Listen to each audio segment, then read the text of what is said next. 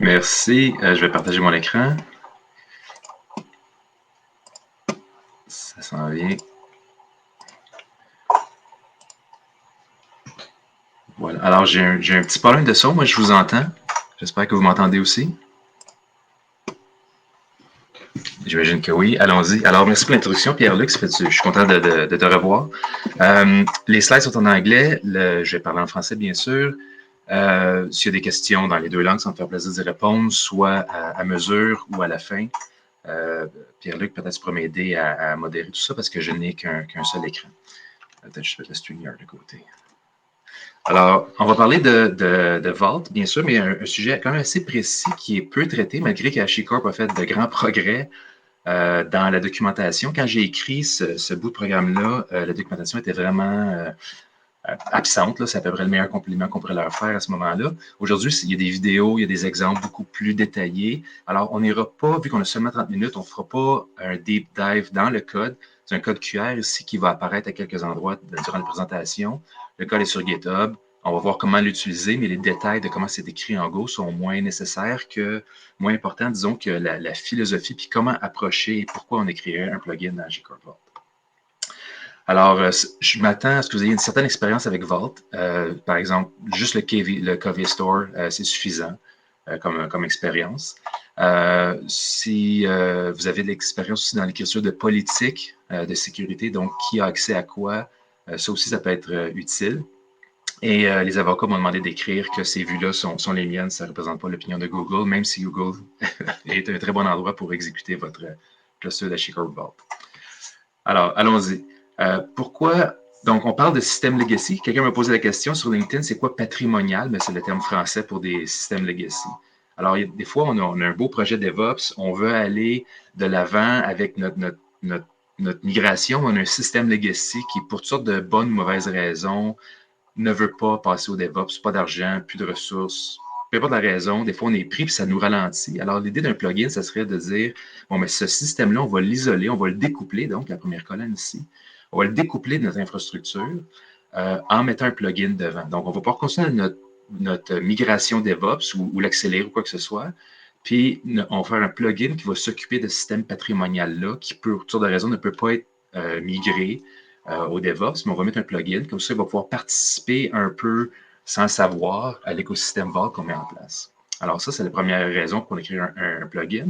Ça permet aussi de mettre à niveau, de leverager en anglais, les efforts qu'on a mis pour sécuriser notre infrastructure, comme par exemple tout ce qu'on a mis comme bon, évidemment, le chiffrement des données de votre plugin va être chiffré comme tout le reste. Vous pouvez le déployer as code comme tout le reste, l'authentification, l'autorisation, les politiques, l'audit, la surveillance, tout ça est fourni tel quel et votre plugin va en bénéficier gratuitement. Le seul fait d'implémenter des fonctions spécifiques à votre plugin, vous avez tout ça gratuitement. La haute disponibilité aussi, si vous avez un cluster, même si vous êtes multi-cloud, une version enterprise, votre plugin, c'est à vous à le déployer évidemment partout, mais une fois déployé as code, eh bien, vous allez bénéficier de toute l'infrastructure HashiCorp Vault en dessous pour avoir ces capacités-là. Donc, c'est vraiment intéressant. Il y a aussi quelque chose qui vous aide quand vous allez présenter cette idée-là à vos conseillers de sécurité. Ils vont dire, oh non, non, non, j'ai pas envie que ton code pourri, plein de bugs, vienne nuire à mon infrastructure Vault qui est déjà déployée. Mais sachez que votre plugin roule, on va le voir dans la prochaine slide, il roule dans un contexte séparé. C'est un processus indépendant de l'infrastructure Vault principale. Donc, évidemment, je vous invite à faire des bons tests, des revues de code, du fuzzing pour vous assurer que votre plugin est le mieux écrit possible, qu'il n'y a pas de bug dedans. Mais s'il s'avérait qu'il y a un bug dans votre plugin, mais ça va n'affecter que lui. Ça n'affectera pas le reste de l'infrastructure. C'est deux process séparés avec une frontière très claire entre les deux, mutual TLS. Vous allez tous voir ces détails-là sur le site web si ça vous intéresse. On n'en parlera pas aujourd'hui, mais sachez que votre plugin est vraiment isolé et il n'y a pas de danger de briser votre infrastructure Vault à cause de votre plugin, même s'il est buggé à l'os. Alors, à quoi ça ressemble un peu plus concrètement? Donc, le gros carré noir ici, c'est HashiCorp Vault avec les principaux modules. C'est un petit peu simplifié, mais quand même, on voit les éléments principaux.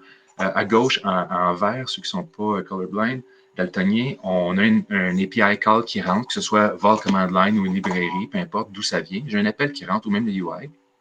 J'ai un appel qui rentre, il va être authentifié. Les politiques vont s'appliquer, donc l'autorisation va se faire.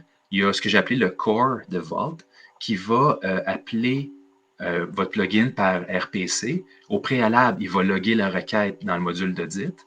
Votre plugin va faire ce qu'il a à faire. Il va appeler un système legacy par un moyen qui lui est propre. Il n'y a aucune restriction. Les plugins sont écrits en Go parce que HashiCorp fournit une librairie en Go pour l'implémentation. C'est du gRPC, ça veut dire que théoriquement, vous pourriez écrire ça en Java ou même en C++, mais à ma connaissance, il n'y a pas de librairie déjà faite pour ça. Donc, à moins d'avoir de très, très, très, très, très bonnes raisons d'écrire votre plugin dans un autre langage, la librairie Vault est très simple à utiliser. C'est vraiment la façon de faire. Ou au pire, écrire un programme qui, lui, va bridger vers un autre langage si nécessaire. Par exemple, vous avez déjà du code existant que vous voulez récupérer, pourquoi pas. Donc, votre plugin va faire son travail, va parler au legacy system d'une manière ou d'une autre. Il va avoir besoin probablement de credentials, d'un mot de passe pour s'authentifier au système legacy. On va voir qu'est-ce qu'on fait avec ça. C'est un peu le but de la présentation.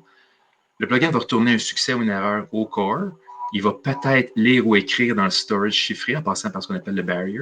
Et la réponse va être auditée pour retourner au client de manière tout à fait transparente. Alors, ça ressemble beaucoup, à part la logique d'affaires, tout ce qui est dans Vault va être utilisé à peu près tel quel. Alors, quand je disais que Vault utilise gRPC pour les plugins, ça a certaines implications. Il faut que votre plugin, qui est un exécutable, dans le fond, c'est un binaire, c'est un programme en Go tout à fait normal avec un main, faut qu'il soit déployé avec faut qu'il soit local à Vault, donc dans le même contexte d'exécution, dans le même container ou dans la même VM, par exemple.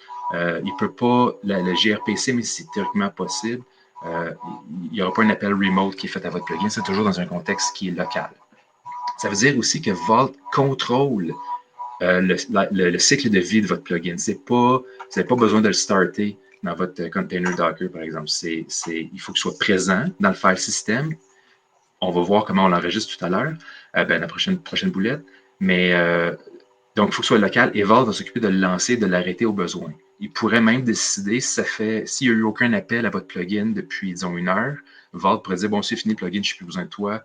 Il va le recycler puis il le repartira si nécessaire plus tard. Donc, Vault contrôle vraiment le lifecycle de votre plugin, c'est important à savoir.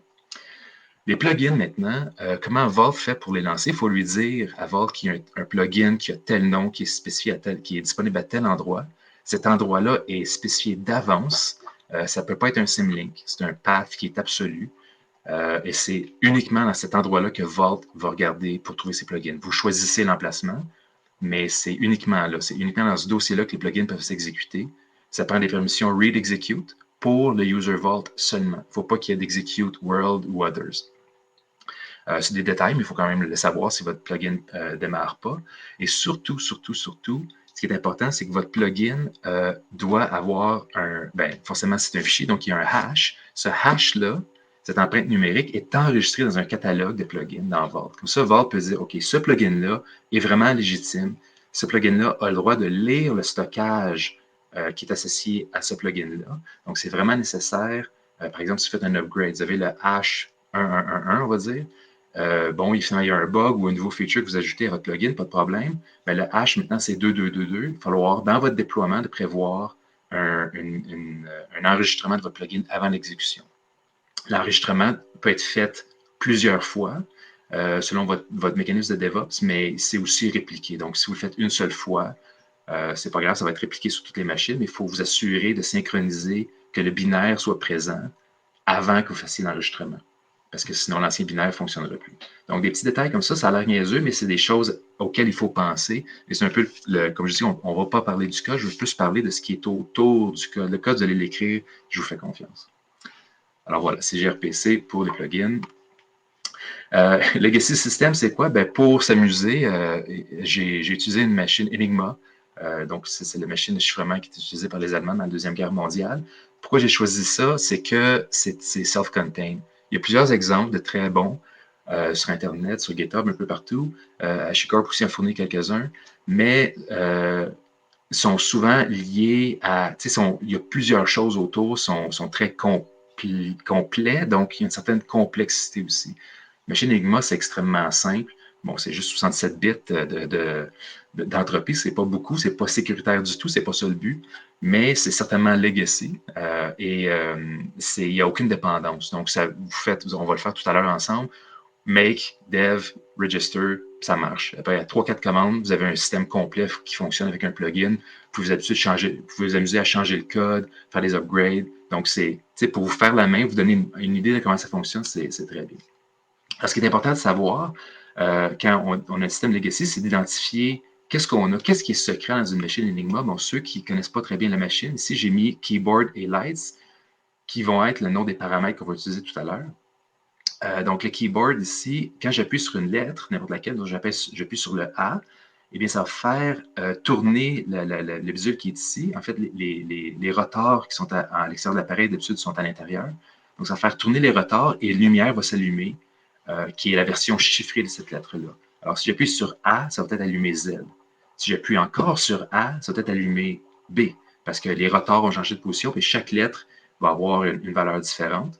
Puis une machine qui est configurée de la même façon ailleurs dans le système va appuyer, donc on avait Z et B, donc la personne va appuyer sur Z, ensuite sur B dans son keyboard, et les lumières A et A vont s'allumer. Donc c'est ça l'idée d'une machine Enigma. Le détail n'est pas super important, mais ce qui est important, c'est de dire qu'il y a un certain nombre de secrets qu'on va cacher dans Vault. Votre système legacy va avoir quelque chose d'équivalent. Je ne sais pas ça va être quoi, mais il y a certainement des credentials, les mots de passe pour connecter au système legacy, peut-être un concept de session, de limite, je ne sais trop. C'est des choses que vous allez pouvoir mettre dans Vault, ça va être chiffré tout le reste. Alors voilà pour l'architecture générale. Parler un peu de comment on développe ce workflow-là.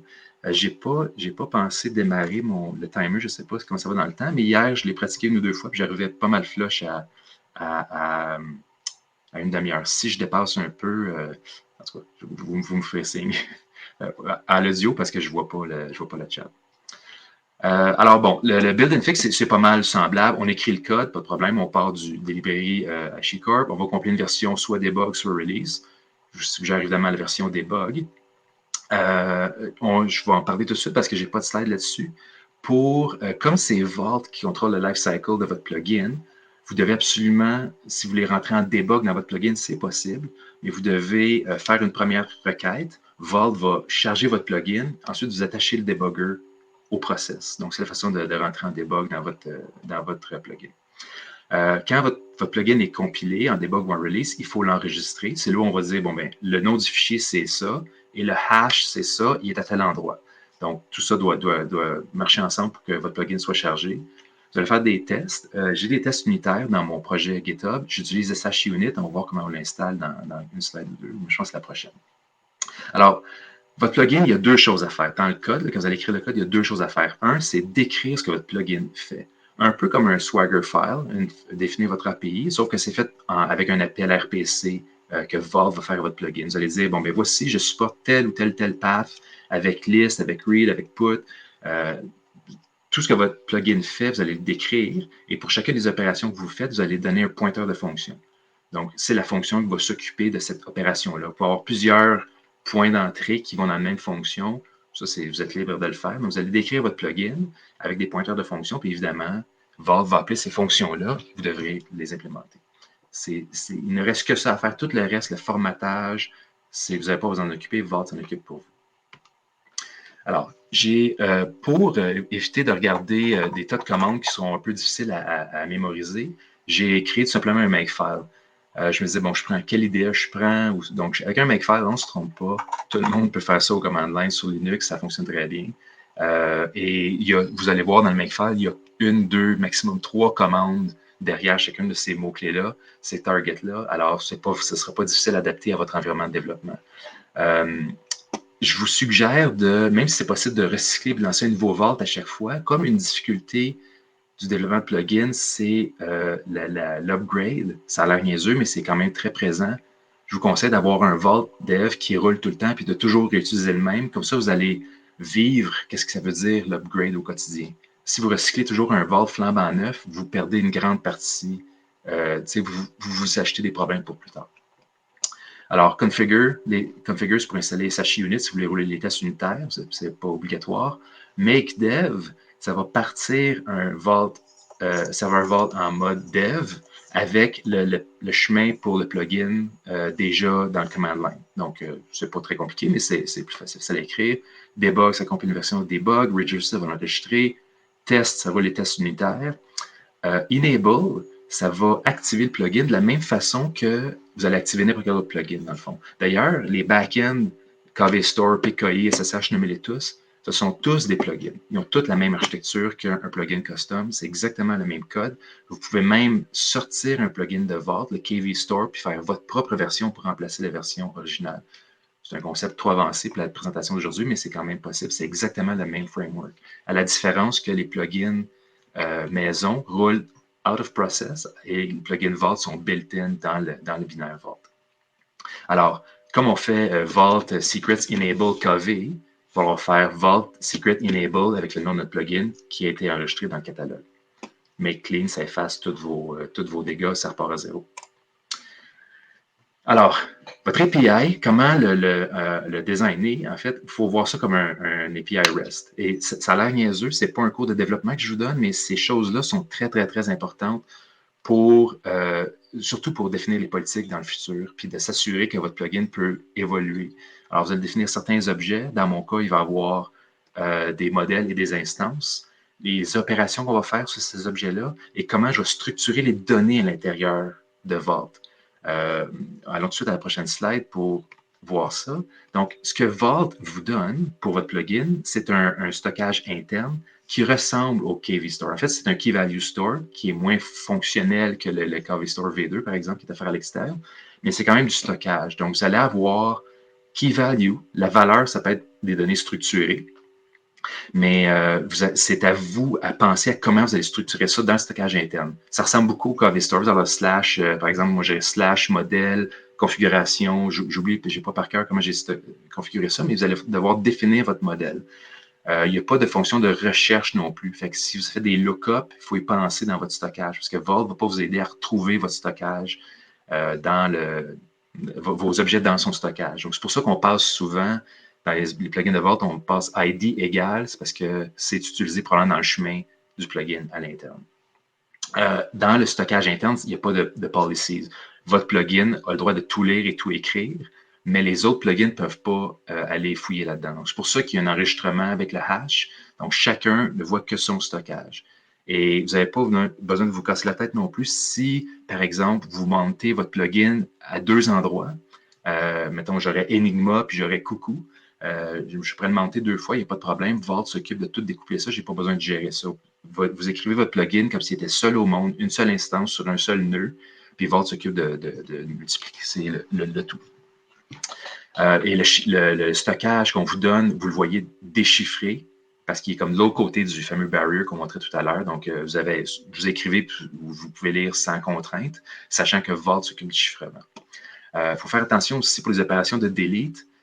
Comme Vault ne s'occupe pas du stockage, s'il y a des liens entre les données, mais c'est à vous à penser à les détruire. Si vous ne les détruisez pas, ça va faire des données qui, comme ça, votre stockage va grossir, puis il n'y a plus moyen d'aller récupérer ces données-là de manière facile du moins.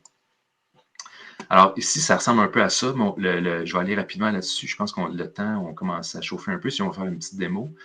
Donc, j'ai un modèle. Donc, un modèle, il y a une usine qui sortait des machines Enigma, par exemple, le modèle M3 qu'on va utiliser tantôt. C'est utilisé, je pense, par l'armée de terre. Quoi qu'il en soit, ils étaient tous pareils. Ces modèles-là étaient tous pareils. Donc, je peux voir la liste des modèles, je peux lire la configuration d'un modèle, par exemple. Je peux aussi, si j'écris, je peux écrire des nouveaux types de modèles qui seraient inventer une nouvelle sorte, par exemple, ça serait possible dans mon API. Je peux aussi créer une instance d'un de ces modèles-là. Donc, ici, vous voyez le name, c'est mon pointeur, c'est mon identifiant unique. Je peux créer, puis le mot instance, c'est hardcodé. Vous avez la totale liberté dans votre modèle ici d'API. Vous faites ce que vous voulez, c'est vraiment, il suffit de le décrire. Alors ici, on va créer une instance. Alors, si je vais à la slide suivante, les instances, ben, c'est une fois que j'ai sorti de l'usine un paquet de machines Enigma pareil, j'en prends une, je la mets dans un bateau, j'en mets une autre dans un sous-marin, et ces deux-là vont pouvoir se parler ensemble. Donc, ça, c'est dans les instances d'un modèle en particulier. Donc, je peux lister les instances que j'ai, puis je peux faire des lectures, écritures, mais je peux pas effacer. Oui, je peux effacer une instance aussi, mais là, ça va pas bien. Si j'efface une instance parce que mon bateau coule puis je veux pas qu'il tombe aux mains ennemies.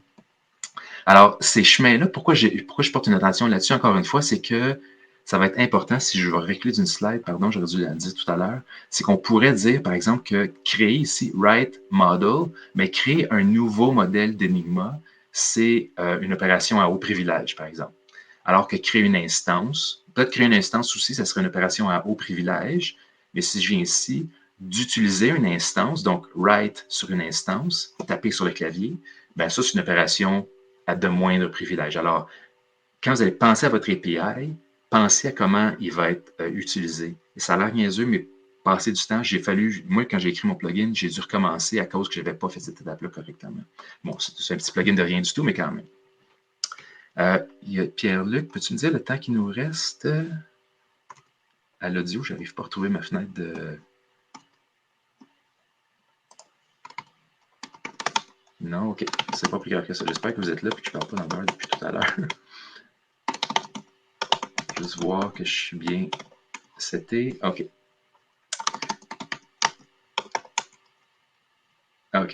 D'après moi, c'est bon. Alors, ça, c'est le projet GitHub tel quel. Donc, j'ai déjà démarré mon Vault dans une autre fenêtre et je suis root. La police devrait être assez grosse pour que vous puissiez suivre. Donc, ce que je vais faire, pas Vault, pardon, make debug. Je vais compiler tout simplement mon plugin et vous voyez ici que ça m'a sorti le hash qui va être nécessaire à inscrire dans le catalogue. Et le fichier, c'est Vault Plugin Enigma. Donc, si je fais la liste de ça, voici mon plugin. Donc, make register. Je l'ai écrit en curl. Pourquoi je n'ai pas pris la commande Vault? Pourquoi pas? Je ne sais pas. Je filais comme ça à ce moment-là. Excusez-moi, je vais prendre une petite gorgée de café. Donc, j'ai enregistré le plugin et vous allez voir aussi que dans ma librairie, j'ai rajouté le plugin peut calculer son hash lui-même. Il se calcule le hash de lui-même. C'était plus commode que je taponnais avec OpenSSL et tout, TR, puis SED et tout ça. Donc, je l'ai mis le plugin peut calculer son propre hash. C'est un peu plus commode. Fait que si vous lancez le main, ça va calculer le hash comme ça. Alors, voilà, mon plugin est enregistré, mais il n'est toujours pas enable. Si je fais Vault Secrets list, pas de S, voilà, il n'est pas encore activé. Je dois l'activer. Alors, on va faire ça tout de suite. Vous pouvez faire Make Enable. Ça va fonctionner, mais ce n'est pas très compliqué de le faire au long. Donc, c'est Vault Secrets Enable Enigma. That's it. Et si je demande la liste, on a ici notre plugin Enigma qui s'est rajouté à la liste des secret backends qui sont disponibles, comme le secret, Identity Copy All, et je préfère aussi, de la même façon que je préfère Vault Enable PKI, et d'autres encore. Okay? C'est le même mécanisme. Vault ne fait pas de différence multitulaire entre les plugins maison et les plugins externes. Alors, mon plugin Enigma est créé, donc je peux déjà commencer à m'amuser avec. Je peux faire command line, par exemple, Vault List Enigma, qui est le nom de mon mount point, modèle. Donc, on voit les différents modèles parce que dans mon. Là, il y a certains modèles qui sont hard-codés. Les modèles traditionnels, documentés, le M3, le M4 et le I, je les ai préconfigurés dans le code, ils sont hard-codés. Et j'ai peut-être vu tout à l'heure dans l'API, par décret, j'ai dit, OK, ces modèles-là, legacy ou standard, ne peuvent pas être effacés, sont toujours disponibles. J'ai aussi rajouté un modèle X13 qui est mon nom GitHub avec une configuration un peu plus compliquée, un peu plus différente, mais on va rester avec le M3 aujourd'hui parce que si vous voulez vérifier les résultats du plugin avec un décrypteur d'Enigma Online, vous allez pouvoir le faire. Alors, il reste 10 minutes en passant, Guillaume. Excusez-moi, 10 ça va plus de temps avant de réussir à rejoindre mes 10 minutes. Good, merci beaucoup. Ça veut dire qu'on aura le temps de regarder un petit peu de code parce qu'il y a une affaire dans le code que je me gardais pour la fin. Merci beaucoup. On devrait être bon. Alors, j'ai les modèles que j'ai un petit peu perdu mon train of thought, un petit peu de café. Oui, c'est ça. Alors, ce qu'on va faire, c'est qu'on va pseudo-simuler un bateau et un sous-marin qui communiquent entre eux avec notre plugin Enigma. Alors, je vais dire Vault, je fais ça de mémoire, je peux retourner dans l'autre écran, Vault, write Enigma, modèle. va prendre le modèle M3, instance, ID égale boat. Je l'écris en anglais parce que c'est comme c'est écrit comme ça dans les slides. Les slides, d'ailleurs, j'ai partagé le Google Slide. J'ai pas mis de licence, mais dans ma tête, c'est MIT copié, changé mon nom, puis mettez le vôtre. Vous allez avoir l'air fou au lieu que c'est moi qui ai l'air fou. Ça va me faire plaisir que vous puissiez bénéficier puis copier-coller des choses là-dedans à votre guise. Ces commandes-là sont dans la présentation aussi, si vous voulez suivre avec la présentation. Alors, je vais créer une instance qui s'appelle boat et ça n'a pas fonctionné parce que j'ai mis un S ici. Pardon. Voilà. Alors, j'ai écrit une instance que j'ai appelée boat. Je vais créer une aussi que j'ai appelée submarine. Oups, submarine comme ça. Alors là, j'ai deux instances. On peut vérifier ça. Je fais vault list Enigma instance. Alors, vous voyez ici, tantôt, j'étais, donc Enigma, c'est là où j'ai monté mon plugin. Model, tout le reste, c'est moi qui décide. Alors, j'ai deux objets, l'objet model puis l'objet instance. Donc, ça a l'air évident, mais je vous avoue que quand je l'ai écrit, j'ai dû y penser, puis même, comme je disais tout à l'heure, j'ai dû même recommencer parce que quand j'ai voulu penser à comment je pouvais appliquer les policies, c'est un peu tout croche, ça ne marchait pas. Donc, j'ai dû réécrire cette partie-là. Et cette partie-là, si vous vous souvenez, c'est le code qu'on va regarder tout à l'heure, c'est carrément dans le code de votre plugin. Alors, c'est quand même des ramifications importantes. Ça vaut vraiment la peine de faire du whiteboard, de penser à notre affaire avant de se lancer dans le code. C'est vraiment important. Alors, si je fais la liste des instances, on voit ici que j'ai mon instance Boat et Submarine. Je prends en créer d'autres. Je peux aussi aller lire, et ça, je vais écrire read Enigma instance. On va le lire, par exemple, Boat. Alors, tout ça ici, c'est votre plugin qui décide ce qui est retourné.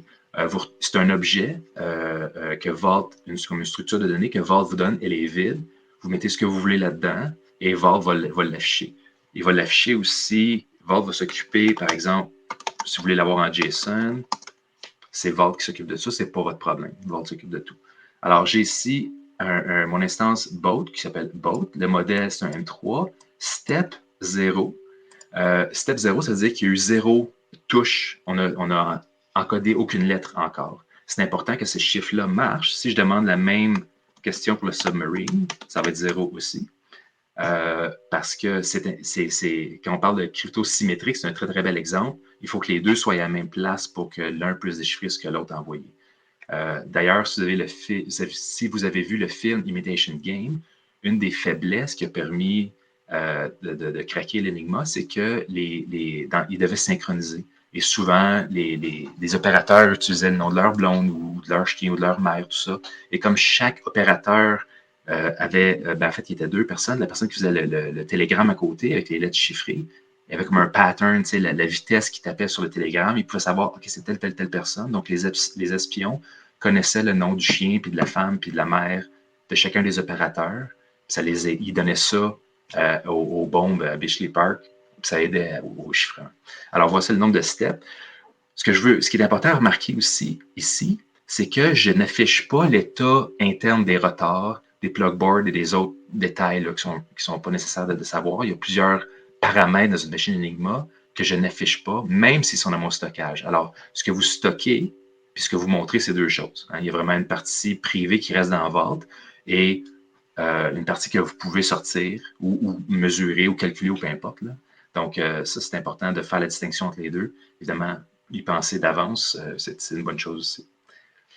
Alors, j'ai mes deux instances de bateau et de sous-marin. Je vais vous montrer un autre petit truc ici.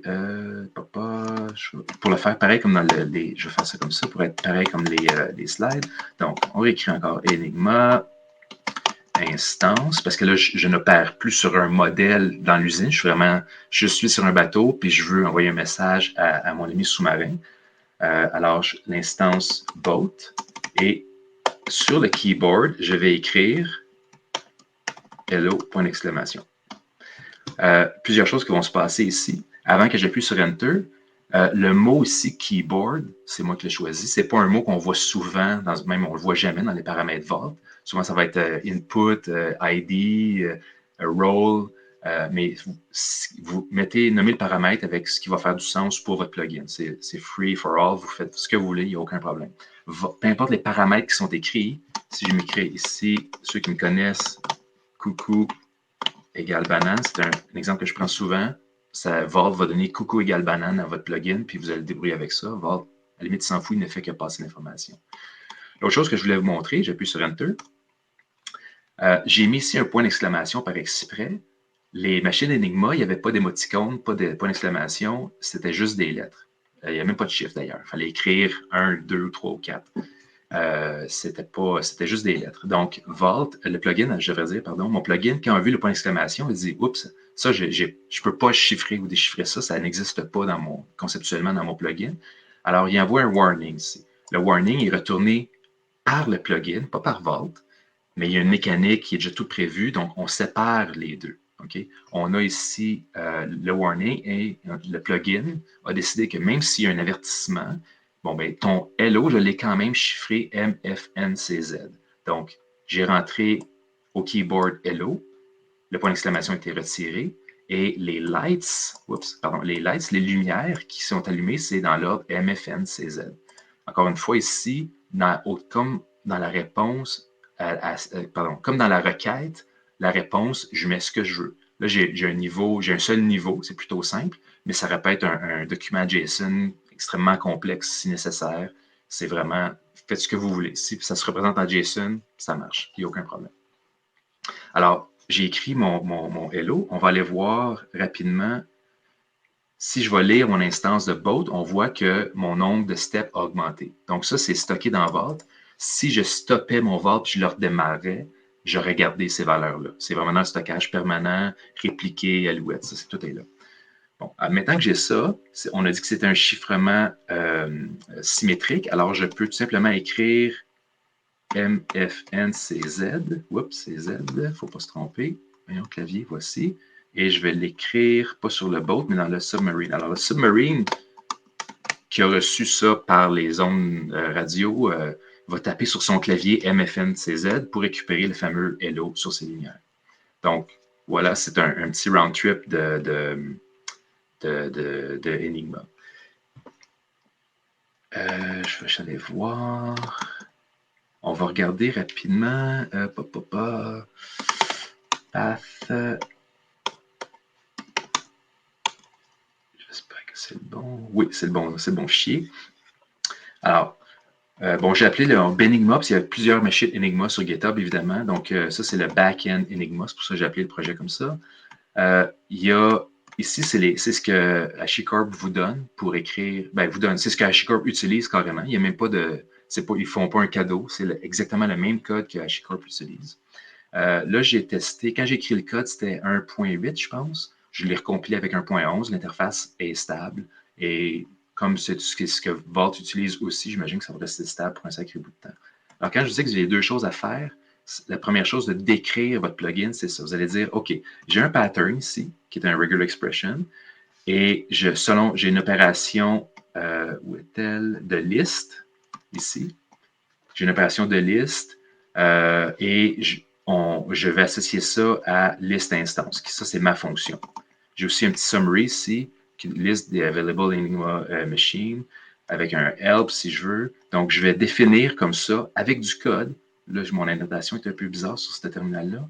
Mais je vais décrire avec du code mon API. C'est comme si je faisais un Swagger, mais en Go. Si je retourne au command line, je peux faire Vault Path Help, qui est une fonction standard de Vault. Puis je demande Enigma. Ça va lister, pas quelque chose qu'on utilise souvent, mais quand même, quand vous allez débugger, ça peut vous être utile, surtout le regular expression ici. Donc, vous allez voir ce qui est supporté par le plugin. Je pense qu'on est pas mal aux 30 minutes, là, je me trompe. Je pourrais prendre des questions s'il en reste encore un petit peu. J'aurais terminé. Si vous avez des questions, je pense que ce serait le moment de les poser en espérant que j'ai couvert l'essentiel des questions que vous aviez d'entrée de jeu. Je vais essayer de retrouver ça, j'ai tout parlé de ça. Ah oui, un dernier truc. Comme votre plugin, comme c'est complètement, uniforme, les développeurs qui vont dire, ah, ça ne me tente pas d'apprendre un nouveau, mais mes librairies ne marcheront pas, ben, c'est facile, un argument qui est facile à réfuter. Votre plugin ressemble à un KV Store qui est monté sur un autre chemin. Alors ici, j'ai pris HVAC en Python, mais n'importe quelle librairie, c'est un peu la même chose.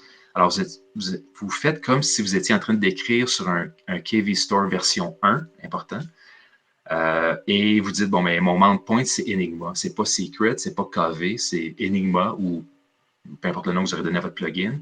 Et je peux encore, si bon, le chemin, c'est instance boat qu'on a fait tout à l'heure. Et sur le keyboard, je veux taper hello.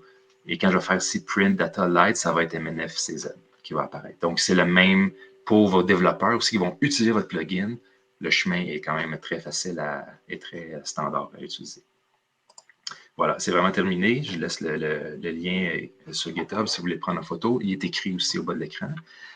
Est-ce qu'il y a des questions? Je vais essayer de récupérer le StreamYard. Excusez-moi. Voici.